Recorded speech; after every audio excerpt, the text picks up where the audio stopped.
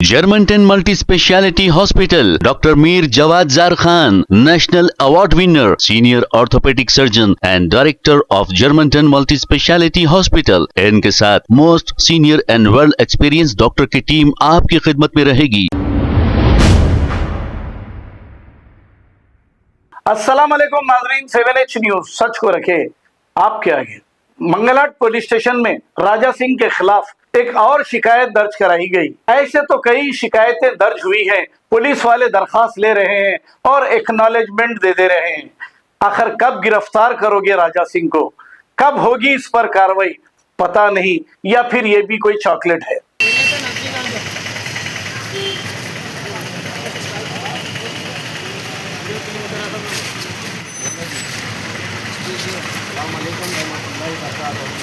हमारी team army की जानिब से हम राजा सिंह के खिलाफ यहाँ पर कंप्लेंट दिए थे मंगलहाट GS में, ठीक है, हमारी टीम आर्मी की तरफ से, और कानून के दायरे में और बाबा साहब अम्बेडकर की संविधान पे हम काम कर रहे हैं कि राजा सिंह के खिलाफ जो हमारे नबी के शान में गुस्ताखी की है उसके लिए अरेस्ट।